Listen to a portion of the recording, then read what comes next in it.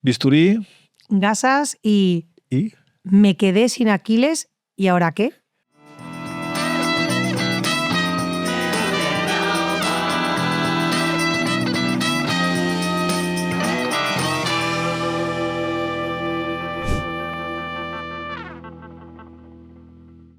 Y vamos a hablar otra vez de rupturas de Aquiles. Pero si hablamos de eso, ¿no? Sí, pero yo creo desde otro prisma. Ah. Sí, desde la tendinopatía crónica, los tendones que se rompen sobre una tendinopatía crónica o aguda. Pero para ello, ¿a quién tenemos? A 2 estrellas. Impresionante. Estrellas. Sí, sí. Y referentes, tira, referentes. Tira tú. Pues está el doctor Jordi Vega, que nos vuelve a visitar, y el doctor Gustavo Lucar. Muchas gracias por estar aquí y bueno, vamos al grano, ¿no, Exacto. Alex? ¿Qué diferencia este capítulo, Jordi y Gus, de otros que hemos hecho sobre rupturas agudas del tendón de Aquiles? ¿Qué nos va a diferenciar? A ver, la aguda, hablamos de una tipología de paciente, ¿no? El paciente, el deportista, el que se rompe, el que se ve allí en la tele, el que se opera y vuelve allí a su nivel deportivo, ¿no? A su nivel máximo. Y bueno, no todos los Aquiles se rompen igual, ¿no? Y no todos los Aquiles se enferman igual. Y la idea es un poco matizar, ¿no? Cómo vamos a llegar a un tipo de reparación que puede o no estar suplementada por un segundo tendón, que será el flexor-aducis longus. Y bueno, un poco explorar estas técnicas que vamos a plantear. Porque a la ruptura aguda sobre un tendón crónico, ¿por qué se llega? Jordi, ¿se llega por algún motivo en concreto o más allá del momento en que se rompe? ¿Hay un componente degenerativo de base? ¿Podemos hacer cosas para evitarlo? En algunas ocasiones se pueden hacer cosas, pero muchas veces no. Tú no eres consciente de que eso se va deteriorando, ¿no? Hay aspectos mecánicos que habitualmente ya son constitucionales del individuo, aspectos de sobreuso, luego hay patologías pues, generales, reumáticas, medicamentos, etcétera, que podían. Estatinas, ciprofloxacinos. Y muchas veces el paciente no es consciente de que eso está deteriorando su Aquiles hasta que de repente empieza a dar problemas o directamente se rompe. Claro, es verdad que muchas veces estos pacientes no te contaban una historia previa de dolor. Y eso ecográficamente, tú que haces bastante ecografía, ¿no? Bueno, esto, si te encuentras el tendón roto, te encuentras el paciente allí a pie de cama, hace una ecografía, puede hacer el diagnóstico, ya ves que es un tendón que está diferente, está engrosado, normalmente duplica su tamaño, no es un tendón de 1 centímetro, un tendón mucho más gordo, y cuando te vas al del lado, que no le duele, que el paciente no se queja, pues ves una alteración del patrón, ves un engrosamiento, ves una neovascularización, sabes cambios que ya te dicen que esto se está larvando aquí un problema. Y luego cuando reexploras, pues el paciente te dice, hombre, bueno, cuando me levanto en la noche sí que me molesta allí, o cuando estoy mucho rato, y bueno, hasta que un día el niño le chuta la pelota y el dominguero va, chuta y se rompe. ¿Y el manejo, Jordi, cuando el paciente llega a la consulta con, digamos, molestias, acaba haciendo un diagnóstico de una tendinopatía crónica, ¿cómo es el manejo inicial de este paciente? A ver, en general lo que hacemos, si ya viene diagnosticado, lo que hacemos es intentar manejarlo de manera conservadora. Entonces aquí va desde los soportes plantares, las plantillas, potenciación muscular para disminuir el estrés sobre el tendón, modificación de alguna actividad. A veces en el deporte pues, se hace alguna modificación en la actividad, si es posible. Se pueden hacer infiltraciones. La más habitual es la de PRPs. Yo no soy muy... A mí no me gusta mucho el tema de PRP, pero bueno, pero es una opción. Y habitualmente es lo que hacemos, o sea, no hacemos nada más. Es muy raro que nos planteemos un tratamiento quirúrgico en esta fase. Se puede llegar a plantear, sobre todo si se han ido agotando todos los tratamientos conservadores. Pero lo habitual es que con el tratamiento conservador podamos llegar a controlar sintomáticamente ese paciente. Aquí una tendinosis, aquella muy engrosada, muy sintomática, que se ha agotado tratamiento, ¿plantearías una tenoscopia, por ejemplo? Como primera opción se puede plantear una tenoscopia, sí. Y como primera opción. Desbridar. Sí, o sea, separar el tendón del peritendón endoscópicamente, incluso se puede hacer un peinado endoscópico. Claro, es que eso sería la tendinopatía crónica, ¿no? Sí. Que dijéramos no insercional, ¿no? Estamos hablando de no insercional. Sí. La insercional sería otra historia, ¿no? Sí. Y claro, en estos pacientes hacéis la tendoscopia, lo veis un poquito cómo está todo, efectivamente está engrosado. Y imaginaos que ese paciente de repente viene ya con una rotura aguda sobre este tendón degenerativo. Pero tú te planteas hacer una reparación directa, es decir, ¿Lo suturas y ya está? ¿O intentas reforzarlo con algo? ¿Qué soléis hacer vosotros en este tipo de pacientes? Bueno, si hablamos de una rotura, que muchas veces el paciente ya viene con la rotura crónica, pero viene con un diagnóstico de una TVB, de un esguince mal curado, es un diagnóstico un poco así como sombrío, y cuando Y ya lo pasa pones algo de tiempo, uy, ¿no? esto está roto. Entonces, este tipo de pacientes sí que plantearíamos una transferencia tendinosa asociada a una sutura. En nuestro caso, probablemente plantearemos directamente sobre todo si es un paciente que tiene una biología menguada, ¿no? Por el motivo Insuficiencia renal o medicamentos, alguna insuficiencia cosa, renal, sí. etcétera. Haríamos ¿Y te olvidas de reparar directo? En este caso me olvidaría de reparar, básicamente para poder ahorrarme las complicaciones inherentes de la cirugía, que no son pocas realmente y que existe, y haciendo un tratamiento directamente que permite una carga precoz, con una movilización precoz, y que permita, sobre todo, a ese paciente que no es súper activo, una vuelta muy rápida a su actividad, que no será ni chutar balones ni saltar en un campo de básquet. ¿Y cómo consigues que un tendón pequeño, Jordi, se vuelva grande? Pues Porque el flexor es pequeño. es un entrenamiento del tendón y del músculo, lógicamente, ¿no? Como todos los músculos cuando los entrenas se hipertrofian y los tendones cuando los sometes a estrés se engrosan. Entonces, pues es un tema de que vaya cargando y vaya haciendo, y al final, en el plazo de un año, puede casi doblar o triplicar el diámetro del tendón. Claro, no, Y el volumen del músculo doblarse incluso, ¿eh? Pero claro, tú estás cogiendo un tendón que hace una función, que es la de flexión interfalángica del primer dedo, con la consecuente iatrogenia que le puede generar eso. Eso vosotros, luego el paciente se lo nota, ¿en cuánto tiempo el paciente puede mejorar? ¿Quién suple a ese tendón que estamos transfiriendo? Esto lo que hago yo en mi caso es a estos pacientes cuando se les opera, al día siguiente o a la semana siguiente, lo que se les hace es, se empieza a hacer un trabajo de estimulación y potenciación del flexor corto de la luz, que es el que supliría, ¿no? Eso es. Básicamente la potencia de lanzamiento, ¿no? La de salto incluso. Aquí lo que vamos a perder es potencia de flexión de interfalángica, como consecuencia de la transferencia del flexor largo del dedo gordo. Pero bueno, en algunos casos incluso puede llegar a hacer algo de flexión, porque hay las conexiones con el flexor del largo de los dedos, y eso puede provocar algo de flexión. Pero sí que es verdad que la potencia esa de flexión de la metatarsofalángica, esa hay que entrenarla.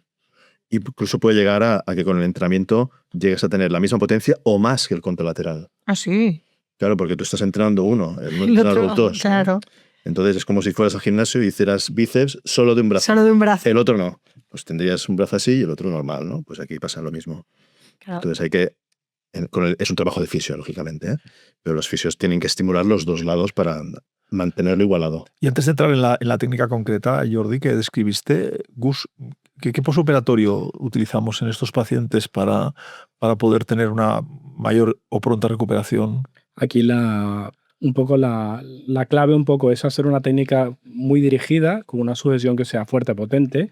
Si recordamos anatómicamente, el FHL tiene el mismo vector de fuerza que el Aquiles, con lo cual simplemente al pasarlo a la huella ideal, que es lo más posterior posible, y con un método de sujeción sólida, con una cirugía bien realizada, que esto no tampoco es una cirugía para el R1, ellos pueden empezar carga precoz, es decir, 2 semanas de intervenido, con una bota o con un yeso, con un método de inmovilización, ellos pueden hacer una carga. Con la carga protegida proteges un poco tu fijación, y esto mantenerlo, en nuestro caso, hasta la 6ª semana, y luego sí que permites la movilización, pero siempre en descarga hasta la retirada. ¿Y cómo compruebas que la tensión de ese tendón, que eso lo comentáis luego después en la técnica quirúrgica, pero tienes alguna manera de comprobar in situ que esto funciona?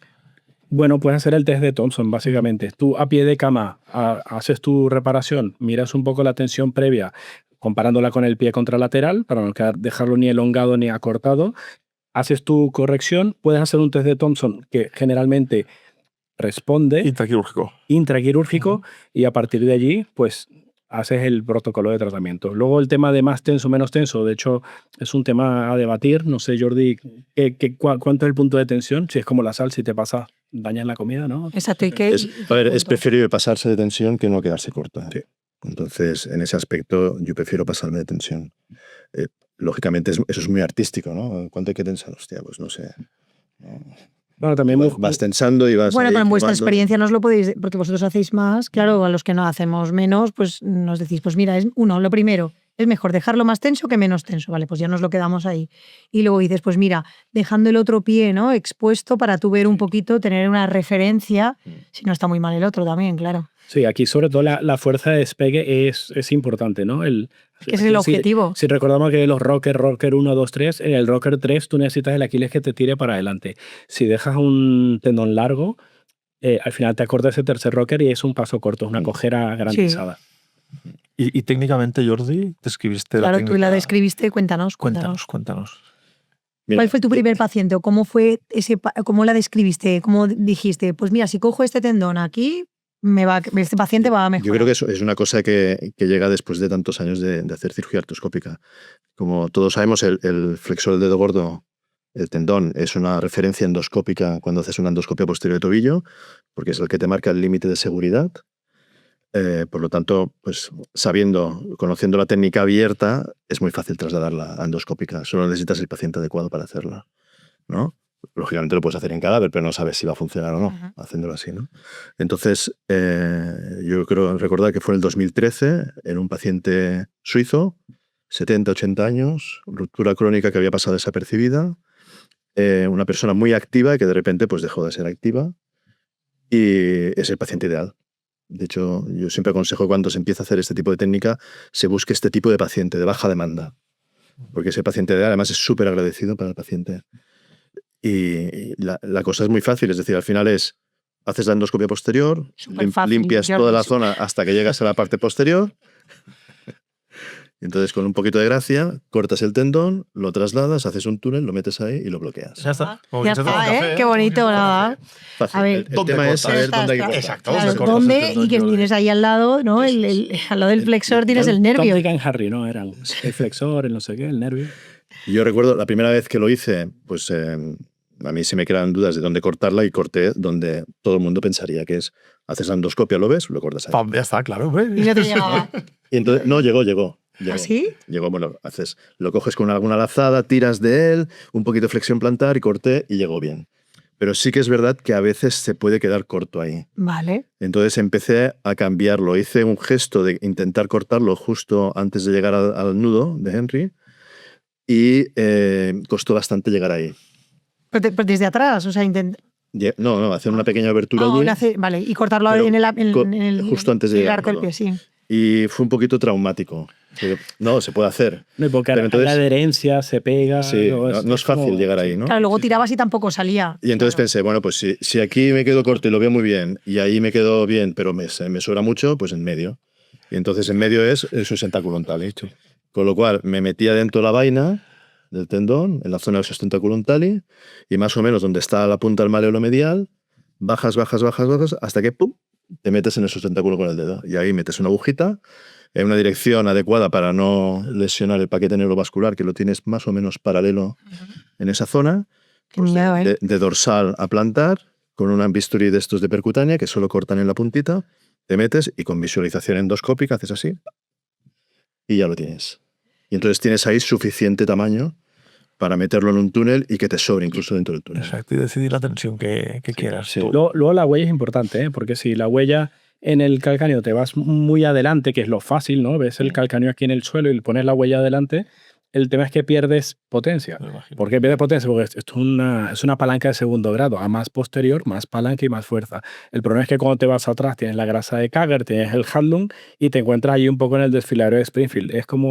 Es difícil porque quieres ir muy atrás y cuando abres en un cadáver, por ejemplo, siempre estás más adelante de lo que crees. Esto es un dato Eso técnico. tiene su truco, ¿eh? A ver. Esto lo que hago yo es, en estos casos, es reseco la protusión. Hace un poco de Handlung, ¿no? Como si fuera un jablo. Lo reseco hasta que veo la inserción abajo del tendón. Y de paso mejora la biología. Y ahí lo meto. Claro. De paso, Es verdad lo de la biología, es verdad.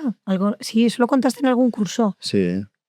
Esto, es decir, O sea, el dejar ese tejido... la diferencia entre hacerlo abierto y endoscópico, desde el punto de vista mecánico no hay ninguna diferencia, pero desde el punto de vista biológico sí que existe. Hacerlo endoscópico lo que implica es que tú mantienes el ambiente. Al mantener el ambiente no hay oxidación y por lo tanto todas las células pluripotenciales, las células madre, padre, tío, tía, que tú consigues al agujerear el túnel, Ahí se quedan. se quedan ahí. Ahí se quedan, dando vueltas. Y hay un efecto biológico, y es que estas células van a buscar el lugar de patología, pero necesitan un transportador. Y en este caso el transportador es el propio tendón. Ah, qué bueno. Sí. Entonces el tendón lo utilizan como transportador, van ascendiendo hasta que encuentran la zona patológica.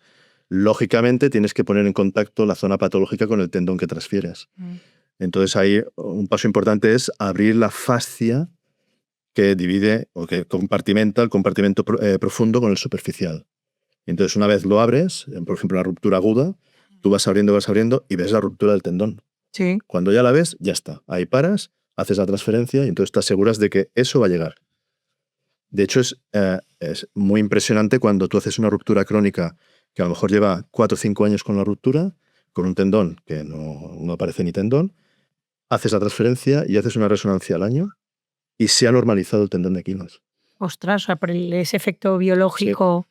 Es un Claro. colgajo. Sí, si lo ves desde el punto de vista biológico, un colgajo. Claro, pero si tú estás cruentando un poquito esa parte posterior, o sea, te queda cruentada cuando luego intentas anclarlo, estás en un hueso mucho más blando porque no te has quitado la parte cortical. Eso no se te. Exacto. ¿Cómo lo anclas? ¿Tú cómo lo anclas, Gustavo? Nosotros tenemos, de hecho, el artículo que habíamos publicado, lo que hacemos un sistema de fijación doble. Un Como el coco del bíceps. utilizando el mismo principio del bíceps, utilizando una chapa extracortical y una interferencial, que como comentamos en el café, ha de estar correctamente calibrado el tendón, correctamente tamaño de tornillo y una buena prensa. Claro, tienes una fijación doble que te permite una carga inmediata, porque es que si vas a hacer una cirugía para dejarlo con un yeso 6 semanas, pues no lo operes. Ya. Y le ahorras un montón de trabajo. Claro. ¿Y tú cómo lo fijas? Yo lo que hago es, hago un túnel de acuerdo al diámetro del tendón. Si el tendón mide 6, que es lo más habitual, túnel de 6, y yo le pongo un tornillo de biotonedesis, pero como si fuera un interferencial, y ese tornillo es del mismo diámetro o incluso superior al diámetro del túnel. Claro, porque el calcáneo sí que expande un poquito, por Expande eso. un poquito. Claro. Y bueno, el sonido de... Sí, el que coge. Ese es el bueno. Si no lo oyes, le pones una inmovilización un poquito de tiempo. Y con esa transferencia, Jordi, el posoperatorio, ¿qué? Cuéntanos. Yo lo que hago es, dependiendo un poquito del problema, si es una ruptura y hay un gap y tienes que suplir el gap, lo pongo en flexión, hago de quino durante un par de semanas, luego lo paso neutro 1 semana o 2 semanas más y a partir de ahí ya le quito la bota. Están un mes con la bota. Durante ese mes van haciendo rehabilitación, algo para mantener la movilidad, que no haya mucha tensión posterior cuando haga la flexión dorsal y mucha potenciación del flexor corto. Y entonces muchos de estos, cuando tú les quitas la bota y les haces un poquito de reeducación de marcha, ya tienen la propulsión ya más o menos normalizada. Sí. Y de hecho, gente con poca actividad o gente 70, 80 años que les haces esto, muchos de ellos al mes y medio ya vienen caminando casi con normalidad. Es que cojeaban, no podían bajar escaleras, ¿no? Que es lo que más ellos notan, inestabilidad al subir y bajar escaleras, que es lo más... De hecho, yo creo que algunas roturas de Aquiles no se diagnostican porque el FHL funciona y al tener el mismo efecto también despegan. Y tú haces alguna ecografía con roturas completas que hace que el paciente sube y baja el pie, haga flexión y dorsiflexión. Tú ves el Aquiles que se separa totalmente y tú dices, wow, está rotísimo. Y el FHL te consigue mover el tobillo para arriba y para abajo. Y te das cuenta lo importante que era un tendón un poco olvidado. Claro, de hecho, ¿no? Comentábamos que sí que se puede ver incluso en pruebas diagnósticas tipo resonancia, ¿no? Que se sobredimensiona el propio flexor del hallux, ¿eh? Sí. Qué pasada, ¿eh? Eva, 30 segundos. Sí, nada.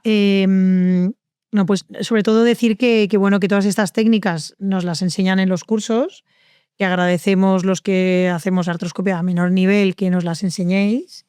Que Jordi, pues estar en un curso con él pues es un placer porque es generoso, nos explica siempre, como tienes laboratorios donde estás trabajando, pues con Miki Dalmau siempre tienes algo nuevo que contarnos. O sea, haces 2 cursos el mismo año y en uno te cuenta, mira Eva, que he aprendido esto. Entonces, gracias por tu generosidad de contarnos todas estas técnicas. Necesitamos estas publicaciones. Gustavo, por favor, sigue también publicando cosas con todos los tips, porque es que, claro, así sabemos qué es lo que nos puede pasar y cómo resolverlos. Bueno, pero es que para llegar lejos, al final nos montamos en los hombros de otro para ver un poquito más allí. Yo mi primera estabilidad de tobillo la aprendí en el quirófano de Jordi en Quirón hace más de 10 años. Y al final, claro, vas avanzando un poco, solo no llegas a ningún lado. Claro. Qué bonito final, ¿has visto? Sí. Qué bonito final, Sorprendente los Pues cuatro. que es in the un placer, shadow of de Yaya. verdad. Ahora nos tenemos que hacer los 4, literalmente. Es que hay gente que oculta sus técnicas y sus trucos para quedárselos para ellos. Todo para mí.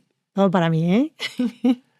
Eva, iba a despedirte, Eva. Imagínate Hasta luego, que estaba hasta pensando luego, yo Alex. de Eva, gracias por tu colaboración. Hasta luego. No. Jordi, muchísimas gracias Y a por vosotros. estar con nosotros, Gustavo. A vosotros. Muchísimas gracias. Encantados. Eva, Y nada, pues frase de, ¿no? Sí. de Alfonso, como que decía, A veces para seguir. hazte un transfer. Hazte un De transfer. Aquiles. Si tienes el Aquiles mal, hazlo. Y esto es Esto ha sido Entre Traumas.